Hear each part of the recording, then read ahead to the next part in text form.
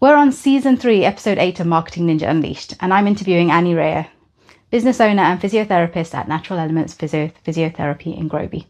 And we're talking about the constraints that physios are facing with marketing online, plus the regulations that are coming in to protect industries that are actually offering advice.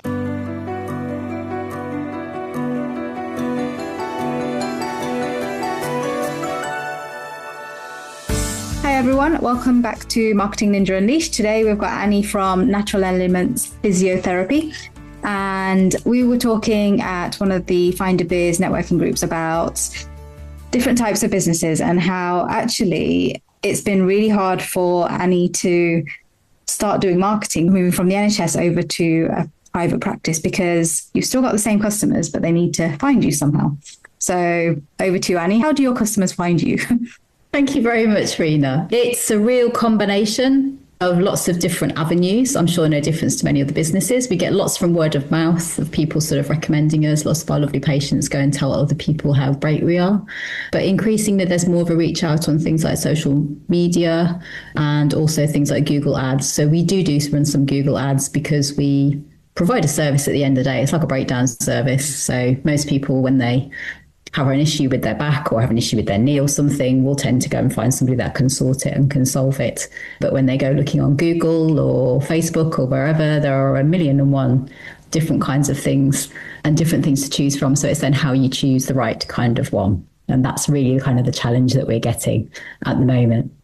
That makes sense. So just based on what you said, actually, moving on to social media, there's so many people out there telling you how you can fix your back and how you can fix your knees and how you can sort yourself out by doing these 2 movements. Renovate your knees in 5 easy steps, sort of. Yes. Change your life forever. That's it. What are your thoughts on those?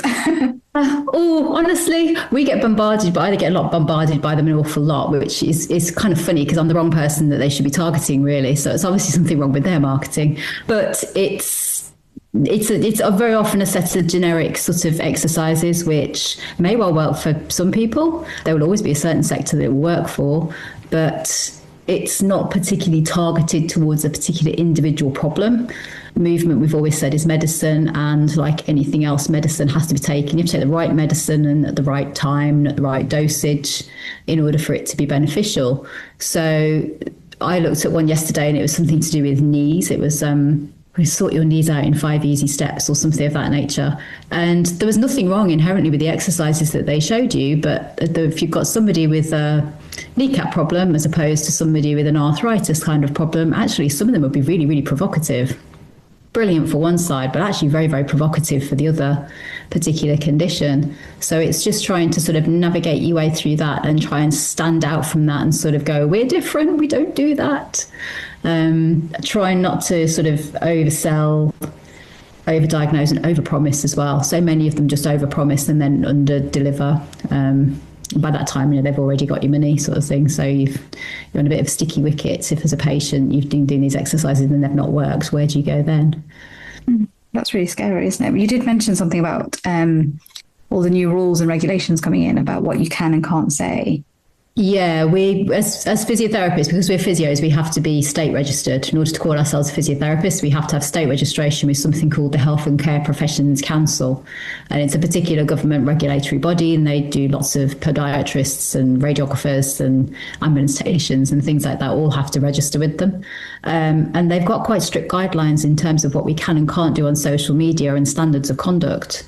So if we breach those standards of conduct, they can potentially sort of strike us off at the worst possible sort of time, but they can sort of take sanctions against us. So all of these things whereby you're over-promising and under-delivering, you're not really sticking to our professional standards. So for us to sort of compete with them, it's kind of not a level playing field in that we can't compete on that same level with them because we've got particular standards to uphold. We have to be very careful what we say online in terms of going into special interest groups and focus groups and giving out sort of very specific advice. We're really not meant to do it.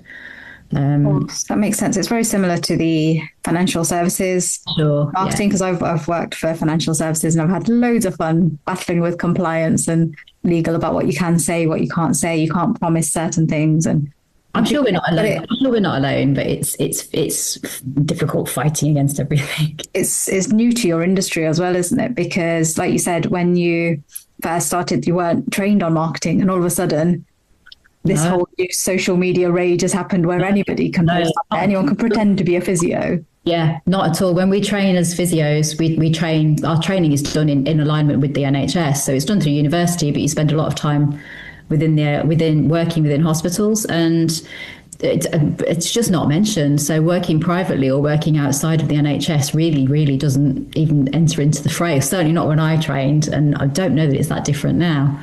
Which in part I can understand. The NHS is helping to train you, but it does mean that we then go out into the big wide world. And if you've not worked anywhere else that does marketing, or has sort of worked in a different private practice somewhere else that's sort of you've seen it in action, then you're kind of on your own a little bit. And it's a scary world to navigate. It's such a big digital sort of world. And if you're not that way inclined, which I'm not, it's very difficult trying to morph into that. And we're in the same sort of world as yourselves, where there's loads of people. All of a sudden, anybody can be a marketer and anybody can give you advice, but they don't know your business. Like you said, with medicine, you've got to take it at the right time. You've got to do the right dosage and all of this. It's the same, obviously not as extreme, but similar in marketing. You don't have to do absolutely everything. You don't have to try and be everywhere. You should be focused on what works for your business. You don't have to spend a fortune on ads absolutely everywhere. And there's two people out there saying, you should do this and let's do that. And how about, have you tried this? And you should be on TikTok and let's do TikTok ads. Yeah, we don't know. We should be singing and dancing on TikTok kind of thing. It's like, but I'm not really sure if that's helpful. You know, you've got 6,000 fans on Instagram. It's like, yeah, but I work in Groby, and it's like, they can't come to see me. I haven't got anything to sell them necessarily if they live in Leeds or they live somewhere else. It's lovely that they follow, but in terms of me helping them, I'm limited in terms of what I can do. So being very geographical and patients coming to see us, it's, on the one hand, it limits it, but on the other hand, actually, it's quite nice. It gives us a sort of much smaller scope to concentrate on. Yeah, you've got a nice community almost. So a load of people actually trust you, which is good. Yeah. We did that first of all. So when we first set up, we really went out into the local community. So we did lots of sort of local visits, and we did WI talks, and we would go over and sort of sponsor things. And we took a stall at the local sort of a stall at the local children's fair, etc., and school fair and things like that. And they were excellent. They were really useful and very, very fruitful for us. But it's sort of trying to go a little bit further afield as well. Yeah. But a lot of people tend to forget that stuff still works. Yeah, just talking to people, putting a flyer in a gym will still make a difference as long as that person is in the market for what you're after. Yeah, it will still work. Yeah. And that's the thing, I think, is that in order for us to reach out, actually people have got a problem before they want to come to see it. So it's very much sort of responsive rather than us pushing an awful lot out there. We're responding to the need. Yeah, definitely. No, that makes sense. Okay, cool. Before we started this, we had a quick conversation about the name of your business as well. And you say you have changed that. We have recently, for a bit of brevity, and also just in terms of Google Ads and trying to help and make our Google Ads that little bit easier. So again, it comes back to that whole sort of digital and that SEO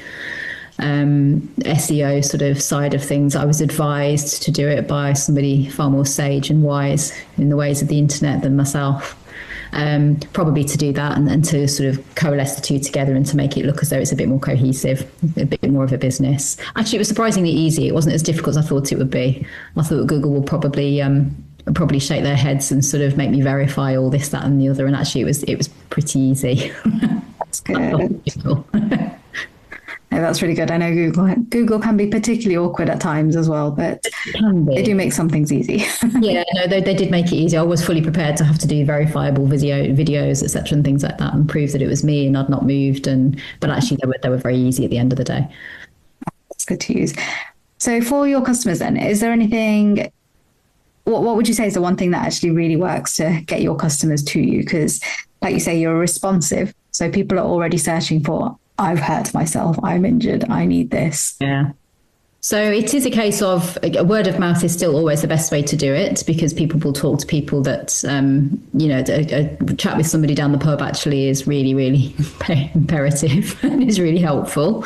I would definitely say Google Ads, because it is still the number one thing that people go to in terms of going to Google. So making sure your Google profile is up. And then I think website, actually, just making it easy to navigate and easy to book and not making it too jargon filled. Patients have got a problem. They don't necessarily need to know everything. They want to know what the problem is. Can you fit me in? How much is it going to cost me?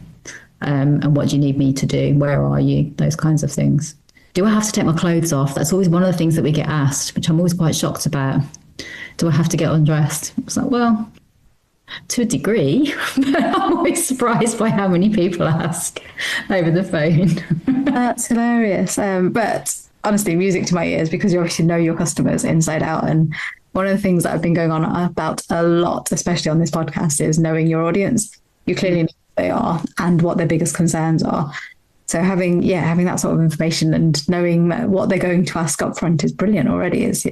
People like to speak to a person, I think. So there's enough information out there, but very often, even though we know that they've been on the website and they say they've been on the website, they still want to sort of run it past you a little bit. Facebook and social media and things like that, we don't find we get bookings from them, but people will go there to check you out to see, have I got two heads, and do I look okay? And testimonials as well. Testimonials and sort of recommendations are really important.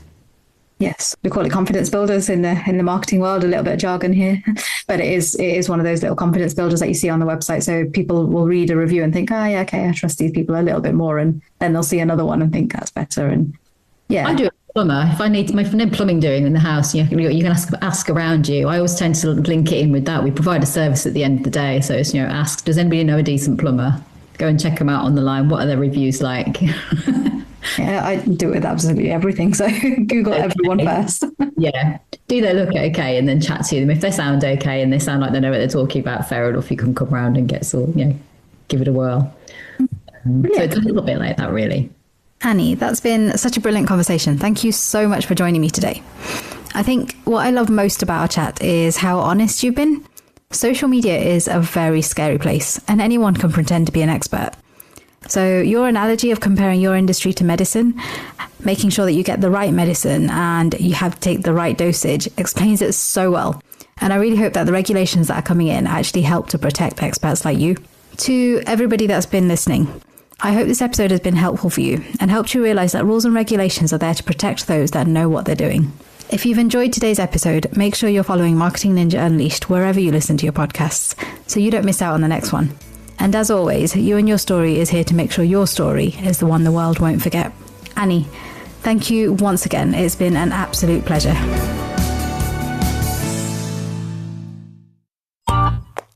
This has been a Monkey Pants Productions podcast.